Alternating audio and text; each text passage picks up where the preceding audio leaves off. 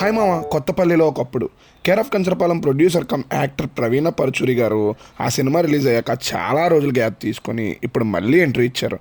But ఈసారి పైన చెప్పిన వాటితో పాటు కొత్త అవతారం ఎత్తారు. అదే మామ డైరెక్షన్. ఈసారి ఆవిడే డైరెక్షన్ కూడా చేశారు. దాదాపు అందరూ కొత్త వాళ్ళతోనే రవీంద్ర విజయ్ గారు, బెనర్జీ గారు లాంటి నోటెడ్ యాక్టర్స్తో రానా దగ్గుబాటి గారి సమర్పణలో వచ్చిన ఈ మూవీ రీసెంట్గా థియేటర్స్లో రిలీజ్ అయింది. ఇప్పుడు ఆహాలో కూడా స్ట్రీమ్ అవుతుంది. ఇప్పుడే మూవీ చూసామా. చూశాక నాకైతే ఓకే ఓకే అనిపించింది.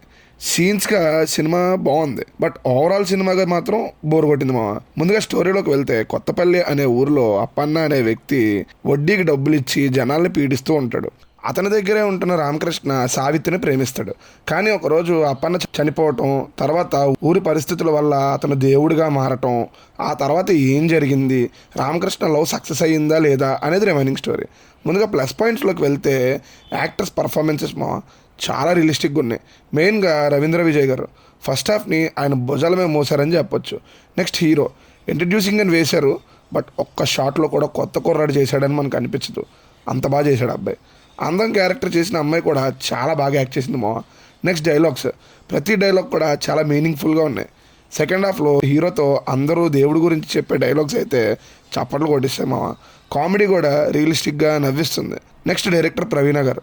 బేసిక్గా ఈ మూవీ గురించి విన్నప్పుడు ప్రొడ్యూసర్ దగ్గర డబ్బులు ఉన్నాయి కాబట్టి ఆవిడే డైరెక్షన్ చేస్తుంది అనుకున్నాను. అంతకు మించి ఏం ఉండదులే అనే ఫీలింగ్ కూడా వచ్చింది. బట్ ఆవిడ నా అంచనాని రాంగ్ అని ప్రూవ్ చేసింది మామ.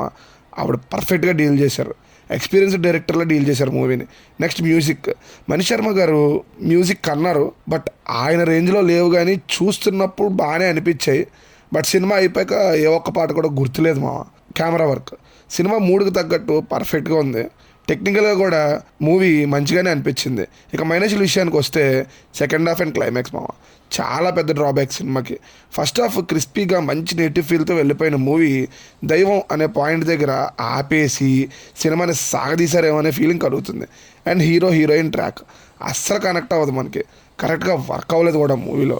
హీరో అందం అనే అమ్మాయిని పెళ్లి చేసుకోవడానికి యాక్సెప్ట్ చేశాక మనం కూడా దాన్ని యాక్సెప్ట్ చేస్తాం, బికాజ్ వాళ్ళిద్దరి మధ్య జరిగిన డ్రామా. హీరోయిన్ విషయంలో అదే జరగలేదు మామ. అసలు వాళ్ళ రిలేషన్కి కానీ వాళ్ళిద్దరి స్టోరీకి కానీ మనం అసలు కనెక్ట్ అవ్వం. నెక్స్ట్ క్లైమాక్స్, లాస్ట్లో ఊర్లో దేవుడు ఉన్నాడని నమ్మాలి, నమ్మకం చాలా ముఖ్యం అని అనిపిస్తారు. అది సినిమాలో ఆడియన్స్కి అర్థమైతే చాలు అనుకుంటే పొరపాటు. లాస్ట్లో బైక్ గాల్లో ఎగిరేటప్పుడు స్ప్రింగ్ లూజ్ అయ్యి ఎగిరింది అని బాగా డీప్గా అబ్జర్వ్ చేసే వాళ్ళకే తెలుస్తుంది. లేకపోతే లాస్ట్లో మూఢనమ్మకాన్ని ప్రోత్సహిస్తున్నట్టే ఉంటుంది అక్కడ సిచ్యువేషన్. కారణం ఆ బండి స్ప్రింగ్ విషయాన్ని కరెక్ట్గా ఎస్టాబ్లిష్ చేయకపోవడమే ప్రాబ్లమ్. అండ్ సెకండ్ హాఫ్ పూర్తిగా ట్రాక్ తప్పేసి సీన్స్ అన్నీ రిపీటెడ్గా అనిపిస్తాయి. అంతే మామ. ఓవరాల్గా మంచి కాన్సెప్ట్, మంచి డైలాగ్స్, మంచి పర్ఫార్మెన్స్లు, వీటి కోసం మూవీని చూడొచ్చు. బట్ క్లైమాక్స్ని కరెక్ట్గా డీల్ చేయకపోవటం వల్ల అందరికీ నచ్చే సినిమాని అయితే నేను చెప్పలేను. బట్ ట్రై అయితే ఇవ్వచ్చు. ఓకే ఓకే మూవీ అని మాత్రం చెప్తాను.